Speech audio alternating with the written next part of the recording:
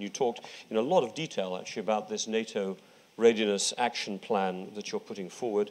And obviously the third element, which is this issue of being engaged globally. As you said, you can't surge trust, the habits of cooperation. You may be able to surge capabilities, but without sustaining those partnerships that were built up, as you said, over the last 10, 12 years, really the Atlantic Alliance would be missing something. And you talked about how you might do this through your new defense capacity building initiatives with these partner countries. And I'm sure people here would have questions on all of these issues. I've seen one hand already go up, 2 or 3 or 5. Or, all right, okay. I'll look up in a minute. But may I just raise one issue, just because I was wondering if it would come up in your presentation, and by all means, if people would like to follow up on this question, do. This is not to take our members away from the opportunity for them to ask this question. But on the collective defense front, and you mentioned at the beginning, I had the pleasure and honor of chairing this experts group that you convened along with the NATO Parliamentary Assembly Group and North Atlantic Assembly Group, and also the young experts, the young emerging leaders groups. We all put in papers. One of the themes that emerged was this idea that collective defense may need to adapt itself to what some people call nonlinear threats, some people call hybrid threats, and that the experience of what's taken place in Ukraine and could potentially happen in other parts of certainly of Europe is that we may be faced with the types of risks that don't naturally give themselves to a response that might rely on pre-positioned military equipment or contingency planning kind of military exercises, or even the NATO response force, perhaps. And I'm wondering how you and your colleagues are thinking about this particular issue of the kinds of risks that come from proxy forces. You did mention cyber, but cyber information, economic coercion, etc., etc. How do we deal with these nonlinear risks? Is there more of a role for EU-NATO cooperation in this space? One idea that we put forward. Could you say just a quick word on that, and then I will draw in the many hands that are going up here in the audience. Yes, indeed. This is a key question, a very important issue, and we will address it also in the run-up to the summit.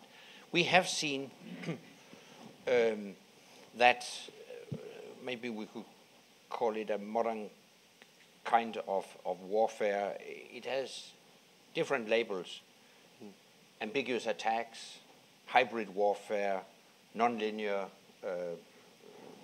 warfare, or whatever we call it. We see a combination of covert military operations combined with sophisticated information and disinformation operations.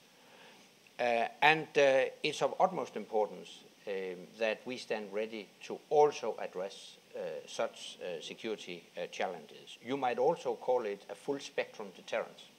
Right. And we have already started work on that. And it will be addressed at the summit, probably as part of our readiness action plan, because this is indeed also a part of being ready to address all kinds of threats. Absolutely, and as you said, it's a full spectrum. I like this full spectrum deterrence is an important line. Yeah, sorry. And let me just add, as a response to your question, yes, it will involve intensified cooperation with other organizations, because this goes beyond defense and traditional military capabilities. It will involve close cooperation with other organizations like the European Union, but I could also think of other organizations. Absolutely. To address the full spectrum of threats. Great, thank you. Right, a lot of hands going up, and I'll take them as I saw them, if you don't mind. So first, gentleman about 4 rows back in the middle, and don't worry, I think we'll have time to get around. So I can see hands here, there. Right, yeah. Okay. John Wilson, a member of the Institute and a journalist. An excellent speech.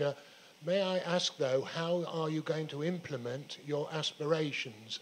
Obviously, there isn't enough money being spent by the NATO allies, and there doesn't seem to be a strong enough political will. I think if I may just pull this one together a little bit, this issue of political will, which is then manifested in defence budgets. I mean, something that's been discussed a lot here in the UK. You praised the UK government for a number of the steps that are taken in recent years, but the Syria vote, let's just put it out there, is one of those issues that has caused quite a bit of political debate in the UK. People may, will the political will be there to be able to follow through, in your opinion, on the defence sort of commitments that you've been asking for and you called for in your speech as well? I will resist temptation to interfere with domestic British debates, but answer more generally on the political will. I think the illegal Russian military actions in Ukraine are a wake-up call, a reminder that we cannot take security, we cannot take freedom for granted. So we have to invest sufficiently in security and defense. And the good news is that we have actually seen positive developments in a number of countries. Just to mention recent announcements, Latvia, Lithuania, Poland, Romania have now committed politically to gradually achieve the 2% benchmark. On top of that, I can inform you that Estonia has already reached the 2% benchmark, despite a severe economic crisis some years ago. And I would argue, if it's possible for Estonia, it would be possible for other countries as well. And we have already seen encouraging movements. But the question about political will is exactly why we want to address it at the summit, because it needs to be addressed at the very highest political level. Now, I've seen a lot of hands go up, and I think I've got pretty much all of them listed here, but if I do, that's a good 11 or so questions. But you've been very kind and very disciplined with your speech at the beginning, that we've got plenty of time to follow through. So I'll take them as I've seen them. If we have to group them later on, I will, but let's go as we go along. The gentleman who had his hand up very insistently right at the back, first with the white shirt. And, yeah, hold on the microphone, and if you introduce yourself first, please. Thank you. My question is very simple. Do you introduce yourself first, please, just yes? to introduce yourself. Kamal Alwani, Al Hurra TV. My question is very, very simple. Do you have now any kind of plan to intervene in Iraq to rescue the Iraqi government? That's it.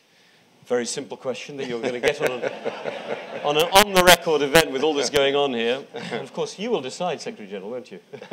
Well,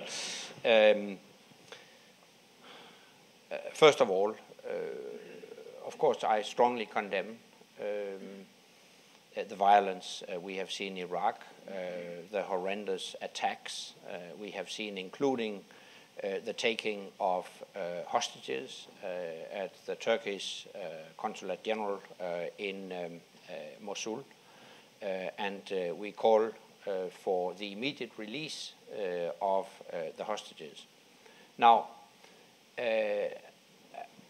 as is now publicly known, the Iraqi government has requested, at least from one of our allies, some military assistance. I'm not going to interfere with that. That's a national decision. NATO is focused on providing effective defense and protection of all allies. And of course, I had an opportunity to discuss that with our Turkish ally when I visited Ankara last Monday. But whatever might be the decision by individual allies when it comes to military assistance to the Iraqi government, I have to say that any assistance would only be effective if it is combined with political efforts in Iraq to ensure a much more inclusive government than we have seen in the past. We cannot dismiss the fact that one of the reasons why we now see tendencies of sectarian violence in Iraq is the fact that the government has not pursued inclusive policies. So I would encourage the Iraqi authorities to ensure a much more inclusive government as soon as possible. Thank you. First lady had a hand up early on.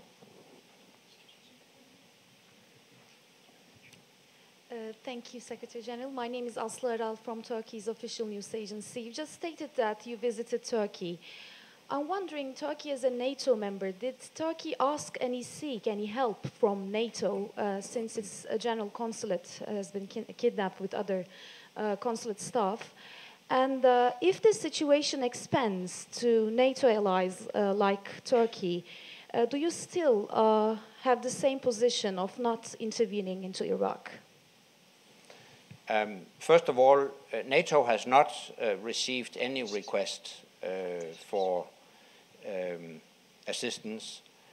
We have had a consultation within NATO upon request of our ally Turkey. So the North Atlantic Council has convened and we have had consultations on this issue. As I said, we will not hesitate to do what it takes to provide effective defense and protection of our allies, including, of course, Turkey. Good. And I'm taking one last question, which I suspect might not last question, but one question might be on this issue as well. The front, right at the front. Yeah, good. Microphone coming. Secretary General, the question is in relation to NATO, of course. NATO was founded. By the way, my name is Jamil Gursel. I'm a member of Chatham House. The question I want to ask you is this. When NATO was established, it was a deterrence to the Soviet Union expansion. Now, since the collapse of Soviet Union, NATO itself has encroached to the territories previously occupied or controlled by Soviet Union. Don't you think this is a provocation on the part of former Soviet Union, now Russia, and therefore the expenditure, as you mentioned, 50% of Russia has gone up, NATO's gone down, and then obviously NATO has to increase it to confront the Russians' expansion on military expenditure. So, in other words, have we contributed somewhat to the Russian reaction? In other words, yeah, through NATO enlargement. That's what you said at the beginning. We've encroached. Yeah, it's a provocation. So this is a big theme, and let me add, this has been a big theme in the British press as well, and been part of the British political debate. The extent to which NATO has goaded perhaps Russia into taking a more assertive stance towards its security broadly. I don't want to put words in your mouth, but this is beyond even just this question here. Yeah, I've heard that before. But let me stress, NATO's open door policy is not a provocation against anybody. On the contrary, everybody, including Russia, has profited from the zone of stability, security, and prosperity we have contributed to develop in Eastern and Central Europe. But first and foremost, let me emphasize, in parallel with enlargement of NATO, we have engaged intensively with Russia. And actually, we have created something very, very special, namely a NATO-Russia Council. It was established in Rome in 2002. Already in 1997, before the first of the recent enlargements of NATO, we adopted a joint document called the Founding Act, which created the first framework for a structured cooperation between NATO and Russia. And it was followed, as I said, in 2002 by the establishment of something very particular, the NATO-Russia Council, which since then has served as a framework for political consultations as well as decisions on practical cooperation between NATO and Russia. And I think the peak of all this was the NATO-Russia summit in Lisbon in November 2010, at which summit we decided to develop a true strategic partnership between Russia and NATO. So let me stress that we have not accepted new members of NATO as part of any aggression against Russia. On the contrary, we have, for more than 20 years now, tried to include Russia in a constructive cooperation. But apart from all that, we adhere to a fundamental principle, namely that each and every nation has a fundamental right to decide itself its security policies and alliance affiliation. Actually, that's also enshrined in the OSCE Charter for European Security, which was adopted in 1999 and also signed by Russia. So Russia has subscribed to that principle, that each and every nation has a right to decide itself. So NATO's open door policy follows from our NATO treaty Article 10, which states that we may invite any European country that is in a position to improve Euro-Atlantic security and further the principle upon which we have built our societies. Each such European country may be invited to join our alliance. And these two things in combination, our open door and the right of every country to decide itself, has led to an expansion of NATO from 16 to 28 nations. That's not directed against Russia, but it's based on some fundamental principles and, of course, our goal to create a Europe whole, free, and at peace, and we will not accept new dividing lines in Europe. So I completely dismiss that allegation that our open door policy should be a provocation against Russia. And just have a look also at economic figures, trade, investment, and other things. You will see that Russia has profited immensely from that zone of security, stability, and prosperity we have contributed to create in Eastern and Central Europe. So basically, it's in Russia's interest. So, but it goes beyond my imagination how the Kremlin thinks at the moment. Exactly. Right, I've got lots of hands going up, and I'm just going to move around a little bit as I've seen them. Don't worry, I will get to you. I can't do it all in the front row. I've got 3 or 4 more at the front, and I've got some around the back, but I'm start here first, please. Microphone's coming. I'm the Greek ambassador, Konstantin Bikas, and I welcome you here. My question, I think, has been covered by you. I wanted to ask on your thoughts on the situation in Iraq, but I presume that you have already answered that question. I don't know if you want to say anything more. I think for me, you have answered. Maybe just one thing I could add, namely lessons learned. Because there is a discussion now whether we left a vacuum behind, security vacuum behind in Iraq. Let me remind you that it was an Iraqi decision not to sign the necessary legal framework for continued presence of trainers, for instance, that could have continued training the Iraqi security forces.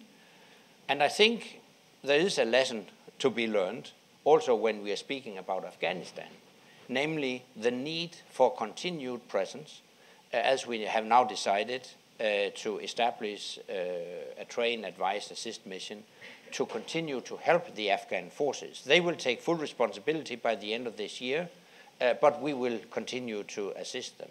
And I think that could be one of the lessons learned from Iraq, that it is important not to leave behind any security vacuum. You spoke in your opening remarks about the need for strength and unity in NATO, and also within that the important role played by the United Kingdom. But of course the UK may, in the not too distant future, not exist in its current form. I wonder if you could tell me what preparations NATO has made, what contingency planning, what discussions have gone on with the governments here and in Edinburgh in case Scotland does vote for independence later this year, and whether you share any of the concerns that have been voiced by figures such as President Obama, Premier Lee, and of course Lord Robertson. The brief answer is that it hasn't been discussed. And it's not only a brief answer, it's also the truth. That's a very rare combination we've heard here. This could be a first, actually, for gentlemen. Brief and true. Yeah. So I consider it a hypothetical question, and we will cross that bridge if and when we're there. We've had long and true answers, but that's a brief and true. Yeah, Xenia. So just go behind you, please, behind you. Yeah. Xenia Dormandy, I run the US program here at Chatham House and acting Dean of the Academy. One of the things that the recent events in Ukraine showed us is the speed with which potential adversaries, in this case Russia, could move. You've talked a little bit about pre-positioning, but it's not just about being able to move resources to the place that they're needed, but also to make decisions more quickly. At the moment you have a coalition of 28, the ability to make decisions in that coalition of 28, not just in terms of doing something, but the what should one do. There's a lot of divisiveness about that. Have you thought about how you, as you look to NATO of the future, how you might resolve that particular dilemma? It is a very good question, and we have also worked on that. But of course, basically, you're right that it is a bit more complicated to make a decision when it requires 28 sovereign, independent nations to agree, compared to if maybe eventually only one person can make the decision. Of course, it makes a difference. But I do believe that we have made progress in NATO during recent years. And just one example. When NATO took decision in the 90s to engage in the Balkans, it took at least 6 months to take that decision. When we decided in spring 2011 to engage in Libya, it took 6 days. And actually, it demonstrates that we have improved our decision-making processes. I will not suggest that it's easy. I will not suggest that we don't have challenges. We do. But as Secretary General now for almost 5 years, I can testify to the fact that when there is an urgent situation, there is also a very strong political will to make decisions urgently.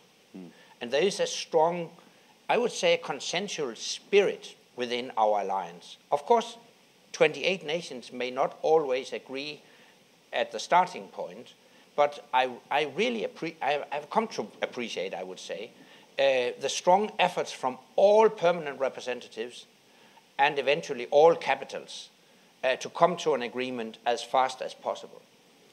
We have also reformed some of our internal procedures. But I have to say, I don't think we can touch the fundamental principle of consensus, because we are speaking about sovereign nations, and we are speaking about defense and security policies. And I think, at least in my lifetime, nations will preserve that as a national sovereign responsibility. But we can improve and reform our internal decision-making procedures, and we have done so. And if I could just quickly add on to that, this interesting point, you gave the Libya example. There's an example where there were some very strong differences between member states, as reflected in the UN Security Council decisions, and yet you were able to act quickly. So just as a quick coda, I think it's an interesting point. I'm going to come back to the front for a bit, then I'm heading back out to the sides.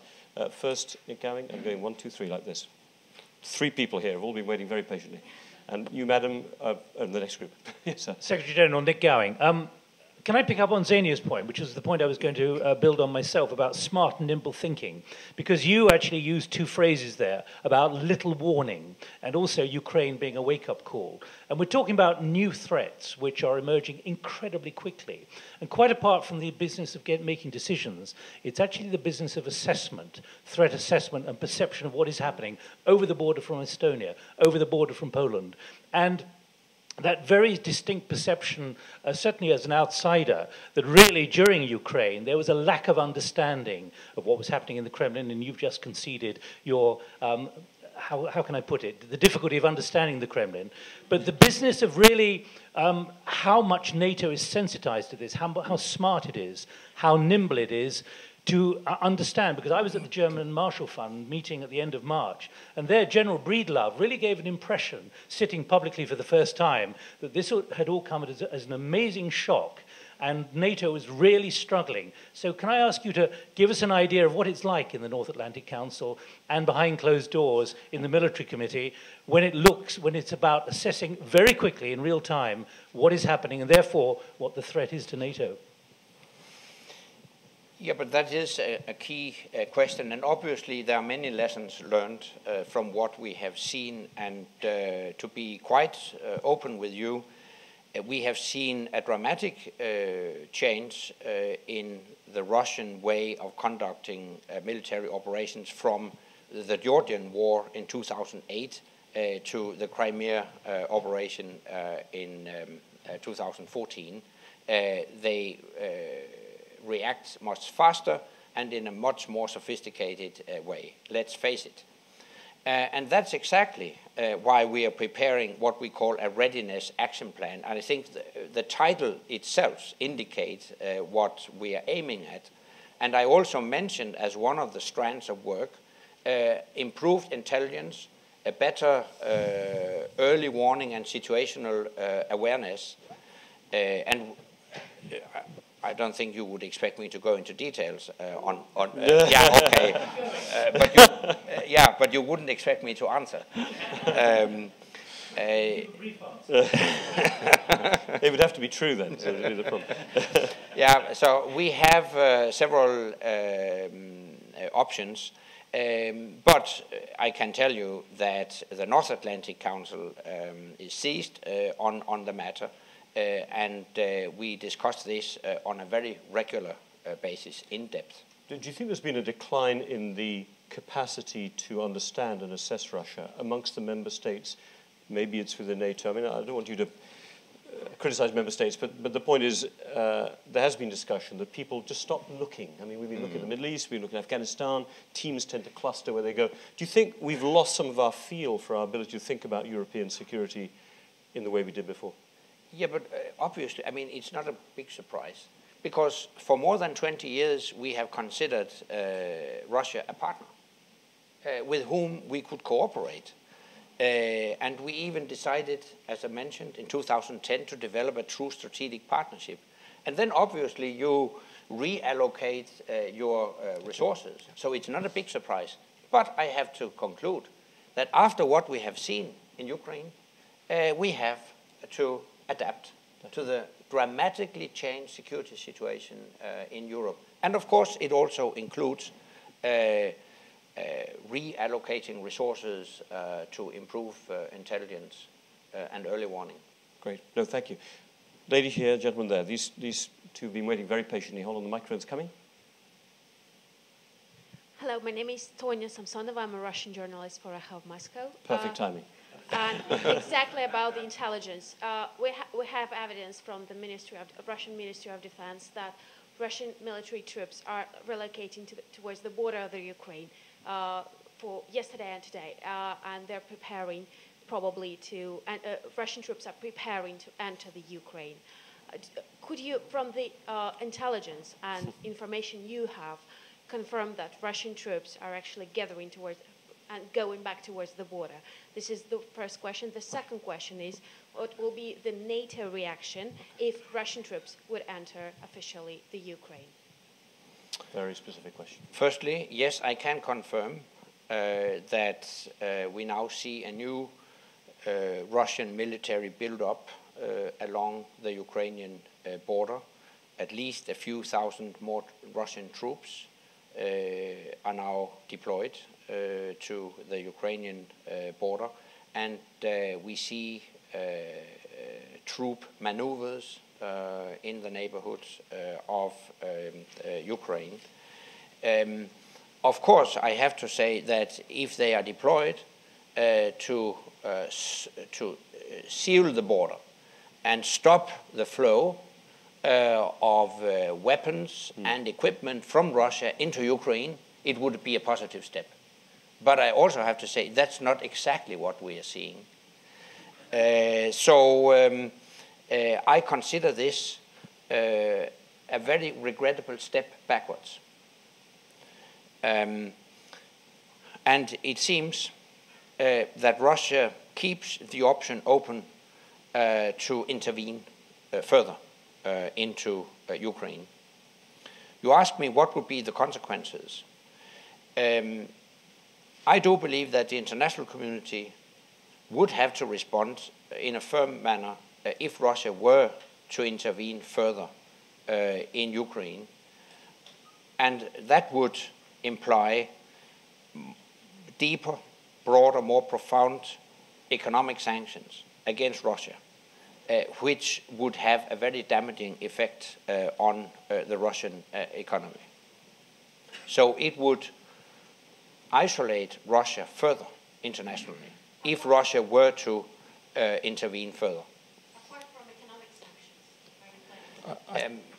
As far as NATO is concerned, we are focused on providing effective defense and protection of our allies. We have taken immediate steps, including enhanced air policing, more naval presence in the Black Sea and the Baltic Sea, more exercises, and we will not hesitate to take further steps if needed to reassure our allies and ensure effective defense and protection of our allies. We've got 5 more minutes, and I know we must finish on the dot at midday because the Secretary General has a number of things done. He's taking a lot of questions, which is good. So I'm going to group a few more. As I said, the gentleman has been waiting very patiently here. I'm going back there, and I'm see what I'm doing after that. These two ladies have been waiting. Go ahead. Ronan Tynan, member of Chatham House. First of all, I want to thank you for a very enlightening presentation, particularly that statistic which revealed that Russian defence expenditure, as you said, increased by 50% and NATO's declined by 20%. But in absolute terms, obviously, NATO's expenditure is still quite enormous. I would put it to you, though, the real question, or the real power and the real leverage Russia has, is its position as a key gas supplier to Europe. And indeed, I would have to respectfully put it to you that a far better use of resources by Europe, and particularly the European Union, would be to invest heavily in shale gas production. And indeed, I would suggest to you that it would be far easier to sell that notion, especially, let's face it, the shale revolution is a technology and a triumph of innovation, that to spend money on that would produce a far higher return than defence expenditure. And just a final footnote, Mr. Putin on one occasion actually lectured Germany about the environmental hazards of shale, so he's well aware of the strategic value of the shale revolution. Thank you. Very good point. Can I just group a few questions so then you can answer them? And I want to be fair. There's a lady who's been waiting very patiently right there. Yes. My name is Soher Salman. I'm glad you mentioned that you're eradicating the terrorism from Afghanistan. But don't you think you are driving them from Afghanistan to other parts of the world, especially in the Middle East, to reform and regroup again? So terrorism has been driven out of Afghanistan to the Middle East. That, please. Thank you very much. Ewan Grant, independent consultant, recently returned from Kiev and Odessa, where I observed things that very much match what Mr. Going said earlier, but from a European Union view. And my question is, where do you see in the new current situation NATO relations with the European Union becoming perhaps deeper and more profound? And would you prefer to see the current Prime Minister of Denmark as head of the European Commission or the former Prime Minister of Luxembourg? Last question here. Sorry to everyone else, but these order I saw the hands go up. James Hurst from BFBS and Forces TV. The Financial Times this week, and indeed Lord Stirrup yesterday talking to MPs, suggested actually Britain's defence expenditure is on course to fall below the 2% benchmark. How concerned are you by that? When you say it's time for the cutting to stop, does that also apply to the UK? Energy security is of utmost importance. Of course, this is not primarily NATO business. There may be NATO aspects such as protection of essential infrastructure, etc. But we do have consultations among allies on energy security. But actually, first and foremost, I think it's an EU business to improve or contribute to improve energy security. And of course, a better energy security requires a reduced dependence on imported oil and gas from Russia. And in general, a much more diversified supply of energy, which also includes the construction of new pipelines that can make Europe more independent. But it also, in my opinion, involves a better functioning European energy market so that one single energy supplier is not able to blackmail one single nation, because nations help each other in that case. And it includes development of new and alternative energy sources. But as Secretary General, I will refrain from involving myself in discussions whether you should develop shale gas or not. But in general, obviously, the more diversified the energy supply, the better the energy security. But I have one additional remark on shale gas, because I have met allies who can report that Russia, as part of their sophisticated information and disinformation operations, engage actively with so-called non-governmental organizations, environmental organizations working against shale gas, obviously, to maintain European dependence on imported Russian gas. That's my interpretation. So it just adds a new aspect to this information operation. On terrorists, I think we have to face the fact that the fight against international terrorism is more or less an enduring task. We can't state at a certain stage that now that fight is over.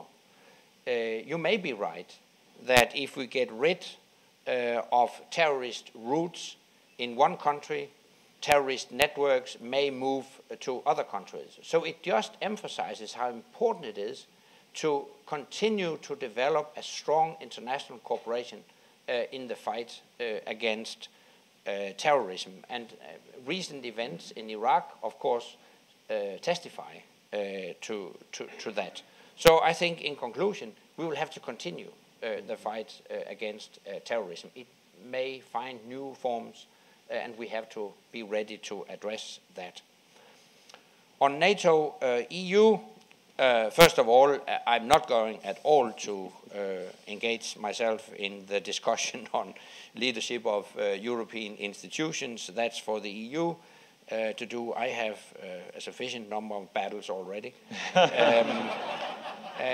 But in general, I would appreciate to see an even stronger cooperation between NATO and the European Union. We get along quite well on a daily basis when it comes to our interaction in theaters where we operate together, like in Afghanistan and Kosovo.